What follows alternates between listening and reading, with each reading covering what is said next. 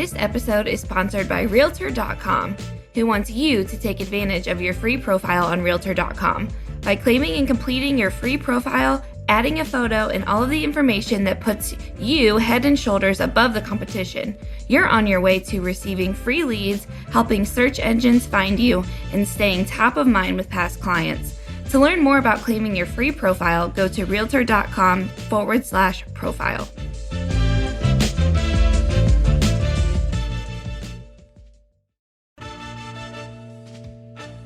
Welcome to the Real View podcast, where Ohio Realtors connect you to innovators and influencers, keeping you with the real view of real estate. Whether you're a broker, agent, first-time homebuyer, industry leader, or just happen to stumble upon our podcast today, you can expect to hear tips, tools, tricks, interesting information, and so much more from the experts in Ohio's real estate game.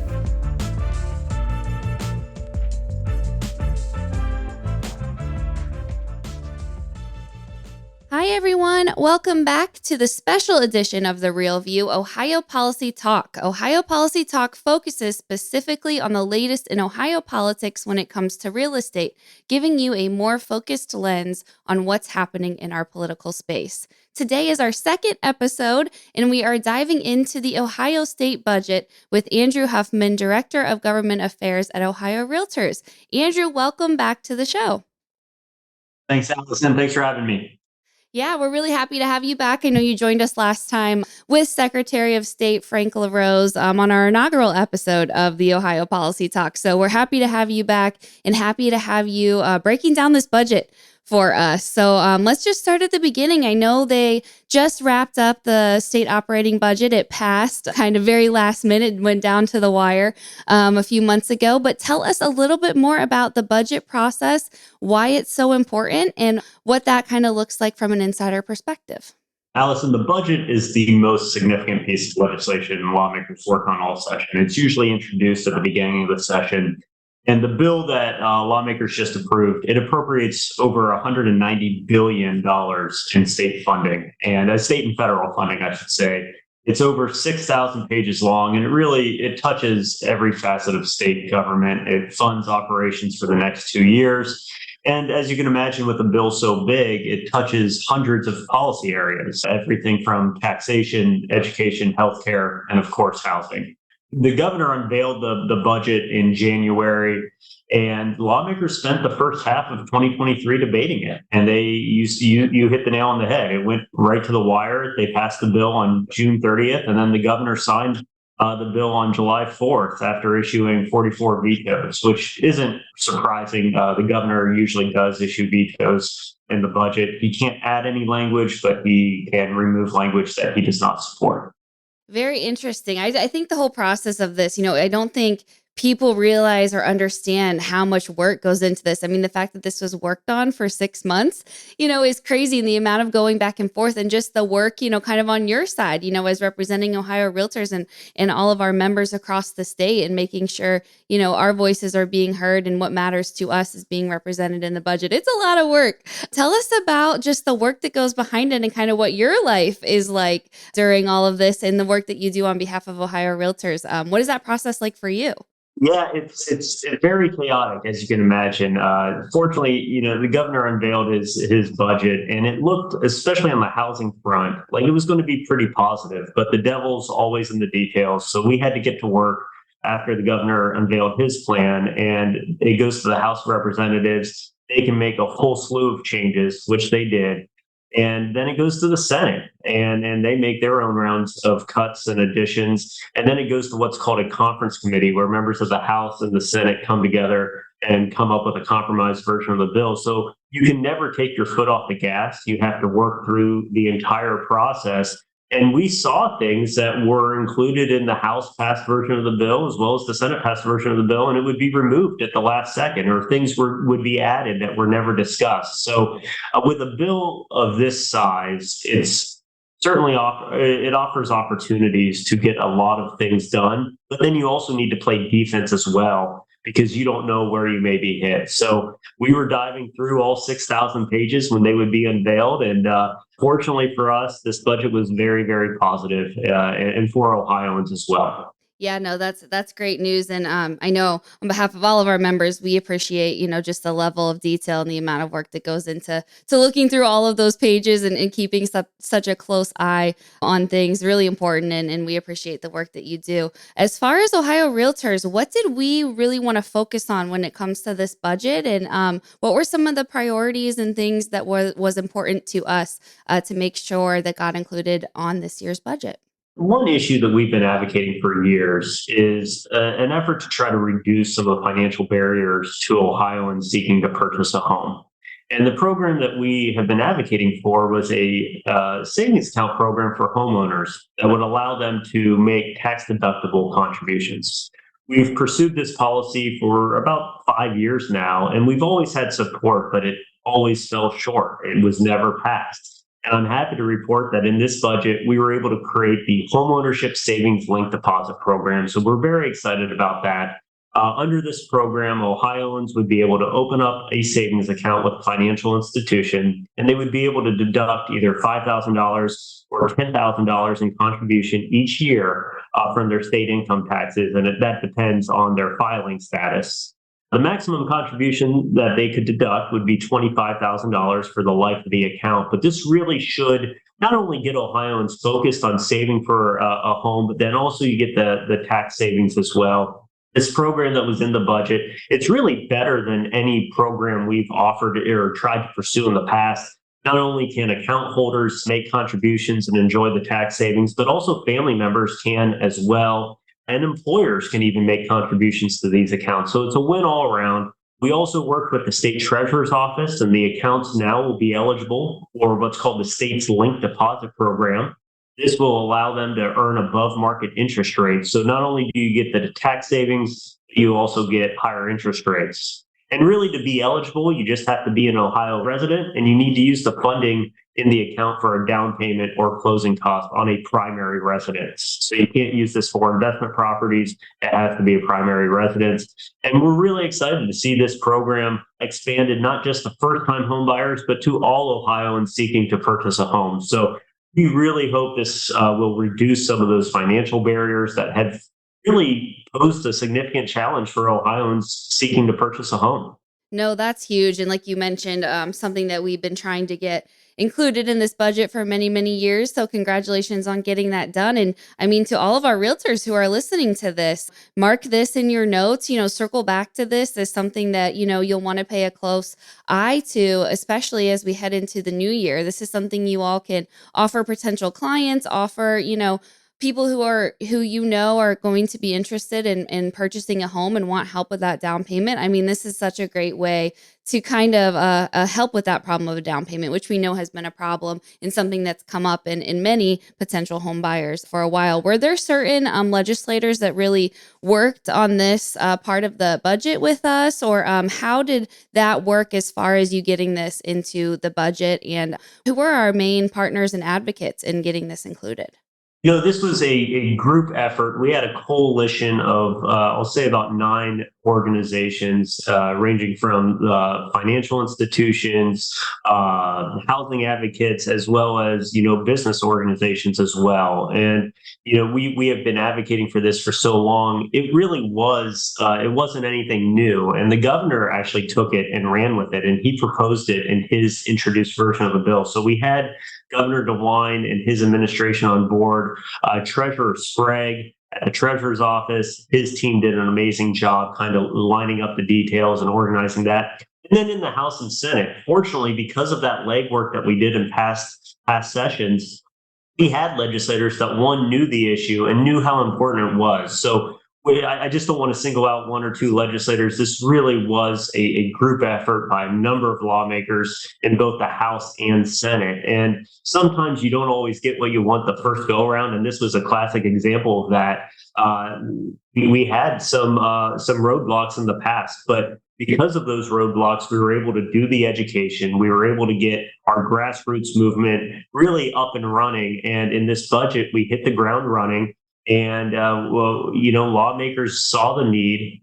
We had the solution already. And the proposal that was passed was better than anything we've ever introduced before. So it really worked out well. Yeah, no, that's great, great news. Really excited, and I'm sure as the time gets closer to when this program goes into effect, we will put out more information on the new opportunity, how our realtors can get involved, how their clients can get involved. I'm sure that's all coming down the line. But when can we expect this to be active? To when we can start, having our clients take part of this? What's the plan as far as launching it, and when can we expect that to go live? Yeah, the Treasurer's Office and the Department of Taxation must come up with some of the guidelines and guardrails, but it should be up and running by 2024. And Allison, I love that you made the plug to have our members promote this to their clients, because this is something we're talking about, a program that's probably, or a savings account that's going to be, 5 years in the making as far as developing those savings and taking advantage of the tax savings. So you need to start promoting this now. And we at Ohio Realtors will certainly be promoting this. Financial institutions should be promoting it as well. And really the state of Ohio, since they kind of have skin in the game for the treasurer's office, they're going to be promoting this. So we've seen this in other states, similar programs, and it hasn't been as utilized as we would have hoped. But because our program is slightly different, not only can multiple people take advantage of the tax savings, but then also we have the link deposit program that allows for above market interest rates. This really should be marketed and should be utilized by Ohioans, because the savings are there, and hopefully this will help remove some of those barriers. Yeah, and I think in our talks about promotion of this, that we might even do a special Ohio Policy Talk podcast all around this program once all of those details get ironed out. But I think that is going to be in the plans and in the works. So hopefully we will be able to go into more detail about that too once that time gets a little bit closer. But lots of good stuff still to come on that. But definitely great news, and just a win for all of Ohio, and in a way to make homeownership more accessible to our citizens. So very exciting on that. And I know another one of the hot topics that is always out and about in our real estate world is the shortage of housing. And we know inventory is low. We know this has been a challenge for a few years now. Did the budget do any work when it comes to the housing shortage? Was that a part of anything into this budget, or how did they approach that in this budget process? Yeah, Allison, this is another issue that we, along with numerous other organizations, have really been highlighting for years. Ohio's done a great job of attracting people, attracting businesses, but the housing industry and the housing stock really hasn't kept pace with the demand. And so lawmakers took this to heart, and I'm happy to report that they made historic investments in new housing construction. And they also reduce costs for housing developers. So it's kind of a patchwork system: investment and then reducing costs for new development. Let me start with the investment side. The budget invests $225 million per year in new housing construction, and they do this through the creation of three new programs. The first is a state affordable housing tax credit program. This will provide $100 million per year in tax credits for new affordable housing development. And this is going to resemble the federal housing tax credit program, the federal low income housing tax credit program, which has been successfully implemented for decades, really since the Reagan administration. So Ohio didn't want to recreate the wheel. They just wanted to offer more funding for a program that's already been successfully implemented. So that's the first program. The second program is a relatively new idea. It's a single family housing tax credit program. And this program will provide $50 million per year in tax credits for the development of single family owner occupied housing. The details of this program, because it is a new idea, will need to be created by the Ohio Housing Finance Agency, but it's really an innovative strategy to encourage the construction of affordable single-family homes. So these would not be rental units, these would be single-family homes. So we're excited about that program as well. And the last program is titled the Welcome Home Ohio program. It provides $50 million per year in grants to land banks for the construction and renovation of single-family homes. Again, the emphasis on this program is single-family owner-occupied housing. The program also provides $25 million per year in tax credits for land banks. that they can go and partner with private entities for the rehabilitation and construction of single family homes. So we're going to be working closely with the land banks to administer this program. The Department of Development will come up with those guardrails, and they'll be the one really kind of guiding the program along. This Welcome Home Ohio program is not under OFA, but it is within the Department of Development, and we actually have a meeting scheduled with them this week to go over the details of how they see this program being operated. When you come up with new programs, new funding sources, the details still need to be worked out. So while the bill that was passed, the budget bill was 6,000 pages, not all the details were in those 6,000 pages. So we still need to do a little bit of work on these new funding sources. But when you're talking about $225 million being invested each year in new housing, we're pretty excited about it. Yeah, I think that's great that, Ohio sees this as an important, issue to address, and they're taking steps to actively try to come up with new solutions, try to come up with new ways of funding to help address the shortage, because we know it's been an ongoing issue for a while now. So I think that should definitely make everyone feel good that this was taken so seriously and was such a big part of the budget. So great news on that too. Were there any other changes made in the budget that would be important for our listeners to know about? Yeah, Allison, and before I dive into some of the other provisions, in addition to the investment that was made into new housing, I mentioned that the budget reduces some costs for developers, and it does so through two primary changes. It provides some protections against higher property taxes when developers subdivide land for new housing construction. So currently, when developers do purchase land and then subdivide that into individual lots, they often get hit with higher property taxes. This would prevent that from happening. And then it also makes it harder for local zoning plans for new housing projects to be challenged by voters. So hopefully this reduces some of the barriers for new housing development and will make it more affordable.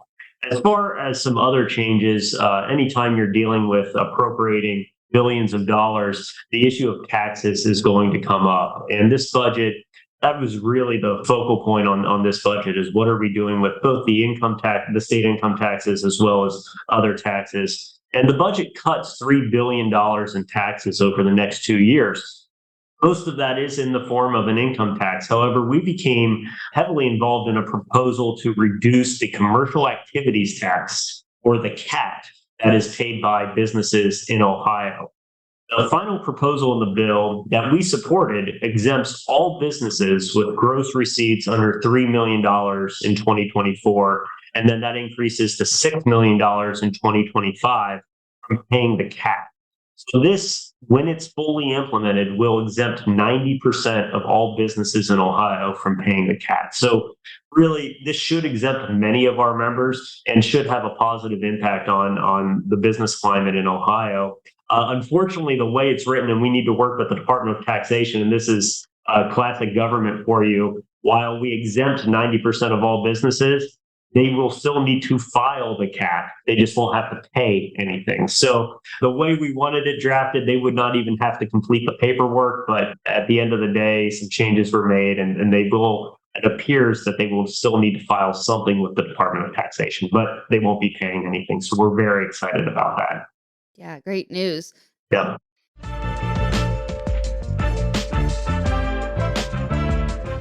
This episode of The Real View is brought to you by the Ohio Association of Community Colleges.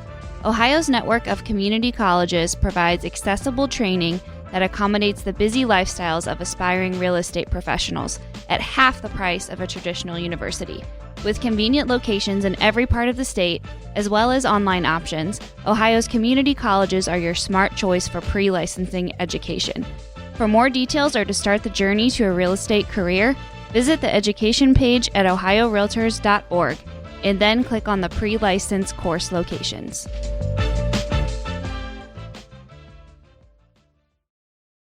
Anything else included that is important to note? Yeah, a couple other priorities for us. We were excited to see language in the bill protecting Ohio homeowners from predatory practices within the industry that locked homeowners into long-term right to list agreements. These exclusive listing agreements, they could last as long as 40 years. They would also run with the property. So even after the homeowner passed away, the house would be locked into these agreements. The company is currently being sued by the Ohio Attorney General for engaging in these practices. And I'm happy to say that through the work of some great legislators and some great groups, we were able to spearhead some language that would make these contracts illegal. And that was included in the final version of the budget. There is also some language that we need to watch very closely that was added. It deals with foreign adversaries purchasing land in Ohio. This is something that we've seen in other states, but the language that was included in the budget, it would require the Secretary of State's office to create a list of foreign adversaries from purchasing land in Ohio, specifically agricultural land in Ohio. These foreign adversaries, the definition of foreign adversaries, again, needs to be developed by the Secretary of State's office, but it could include countries and businesses based in those countries, and it could even include individuals. So we are trying to get to the bottom of this, of what this would mean for our members. We want to make sure that there are no additional responsibilities for real estate professionals who would possibly need to verify that their clients are or are not on this list. And there's also concerns, and we've seen this pop up in other states, that this provision could violate the Fair Housing Act and Equal Protection Clause of the Constitution, because in a way you're discriminating against an individual based on their country of origin. So this still needs to be worked out. There's some standalone bills dealing with this as well. So this is one that is not going away, and one that we need to dive into a bit more. And going back to the budget, there were also some improvements made to the homestead exemption. It ties those exemption amounts to inflation. And then we also needed to, unfortunately, fight to keep the Ohio Housing Finance Agency intact. There were some efforts to consolidate their work into the Department of Development. Fortunately, that plan was scrapped, so OFA will continue to be able to provide the housing assistance programs that they offer today.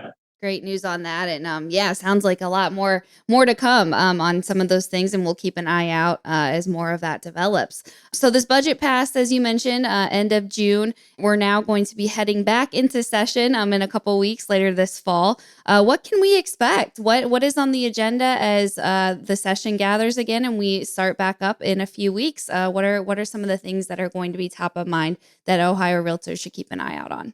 Yeah, while the budget kind of dominates the discussion for the first 6 months of the session, we've already seen over 400 bills introduced. So lawmakers certainly have more work to do, and they will come back this fall and they'll hit the ground running. One thing that we know is on their radar is occupational licensing reforms. Every 6 years, legislators have to review all occupational licenses in the state. And in this session, they are reviewing the licenses issued by the Division of Real Estate and Professional Licensing. And in past reviews of other licensing boards, lawmakers eliminated licenses, reduced initial education requirements to obtain the license, and then also cut CE requirements. They view occupational licensing as a barrier to entering a profession. So we will need to work to educate lawmakers really on the importance of our licensing requirements and why they're good, not only for the profession, but then also for Ohioans as well. Another issue that we expect to have to address when lawmakers return is the issue of property taxes. This has really been the focus since property values are really skyrocketing right now. There's been efforts to kind of lessen the increase in property taxes as a result of home values rising. We've seen standalone bills. We've seen this addressed in the state operating budget. So this issue is going to continue to be discussed. The budget does create a property tax review committee, which must issue its report by the end of 2024. And we hope lawmakers do take some positive actions to protect property owners from higher property taxes. And, the concern is that folks are getting hit with these property taxes that are going to force them out of their home through no fault of their own. And so that's truly a concern, and one that the state needs to address. Another issue that we are hearing more and more complaints about is wholesaling, real estate wholesaling. This is where individuals enter into contracts to purchase a home. and then sell the rights to that contract before closing. Fortunately, they're targeting, in some cases, vulnerable Ohioans and often offering well below true market value for their homes. So, another concern that is taking place is that these individuals that are engaged in wholesaling, they're unlicensed, and yet they're marketing their property as if they were licensed with the Division of Real Estate. So, the division has been having a hard time cracking down on this practice. They are asking us to try to do something legislatively. So we are looking at how to establish some guardrails around wholesaling to make sure Ohioans are not being taken advantage of. Separately, another issue, lawmakers are very concerned about institutional investors and how these investors have impacted the housing market. We've seen legislation introduced that would impose a tax on investors that own over 50 rental units in a single county. I don't think that tax is going to pass, but it has raised the issue of how these large institutional investors have impacted the housing market. When they come in and they buy, single family homes and turn them into rental units, what does that do to communities and the housing market in those communities? So I expect that issue to be discussed. And then, as I mentioned, foreign adversaries, we've seen a bill introduced, we've seen language in the budget. I could see lawmakers continuing to try to push this to prevent these foreign adversaries from purchasing not only agricultural land, but also land surrounding our military establishments as well. And so we have already been in contact with some key legislators on this issue. We need to make sure that our members are protected and that this doesn't violate any federal laws. So a lot of work, Allison, lies ahead. Yeah, you're going to be staying busy is what I'm hearing throughout the rest of this year and into next year. A lot to keep our eye on. And I know a lot of these are very hot topics, especially with the wholesaling, the investors. This is something that is on the top of our mind for our members and our clients, as they work every day. So a lot more to come on that. And we'll have you back on to give us updates on all this as it progresses. I want to switch gears and talk about the election. So we just had a special election a few weeks ago at the beginning of August. We have another one coming up right around the corner in November. Tell us a little bit more about what we can expect from these elections and what we should know as we head toward Election Day in November. Yeah, the August election was somewhat unique. It was a special election that lawmakers called for to determine the requirements to have issues placed on the ballot. And that was defeated, but voter turnout was relatively high for that August election. We now turn our focus to November, where there's going to be two high profile issues on the ballot.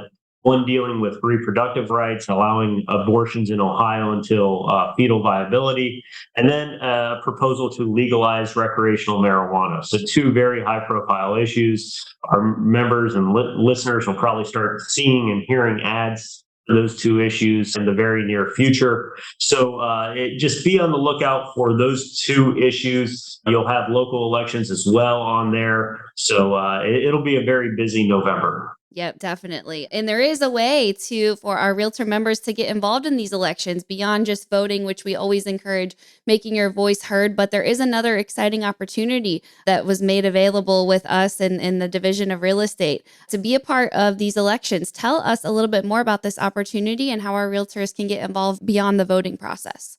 Yeah, this is pretty exciting. There's always a struggle to find poll workers to work on election day. So we partnered with the Division of Real Estate, partnered with the Secretary of State's office, and licensees can receive 3 hours of core law continuing education if they volunteer as a poll worker in November. You also had that ability in the August election. Now the focus turns to November. So it's a great way to get involved in the process and really just feel like you're giving something back to the state. And in doing so, you are able to receive CE credits and really just ensure that we have a fair and efficient election process. So it's a pretty neat ability to earn CEs. And we were very happy that the Division of Real Estate allowed that to go through. Yeah, very exciting. And if you guys want to learn more about this opportunity, visit the OhioRealtors.org website. We've been posting articles and more information on how you can sign up and become a poll worker, how that process works. You can also visit the Secretary of State's website. There's a lot of great information on there as well. All the documents you need to submit that CE credit you can find through the division's website. So a lot of places to check out more information, but make sure to get signed up for that if you have the day free and want to, as Andrew mentioned. Ensure your elections are fair and safe. But Andrew, thank you so much for giving us the breakdown on this massive 6,000 page budget. We appreciate you sharing more information about that and just all the hard work that you've did on behalf of Ohio Realtors. We know from your experience that it's a lot of work, and we appreciate you protecting Ohio's private property rights and our interest in the real estate industry. So great job on this budget, and thank you for coming on the show and telling us a little bit more about it. Thank you so much, Allison. I really enjoyed it. And we were able to get so much done in the budget because of all those years of education and our outreach and our members engaging with our lawmakers. So I would encourage them to continue to keep those relationships with lawmakers and continue to educate them, because as you found out today, we have a lot more on our plate moving forward. Yeah, absolutely. And to all of our listeners, thank you guys so much for tuning in. We hope you enjoyed this special edition of the Real View Ohio Policy Talk. We will be back with you very soon. Thanks, guys. Thank you for listening to The Real View. That wraps up today's episode. You can keep up with the latest on the podcast at ohiorealtors.org/therealview and on Apple or Google Podcasts, Spotify, or wherever you listen. Have questions, comments, or suggestions? We want to hear from you. Email us at podcast@ohiorealtors.org. We'll see you next time.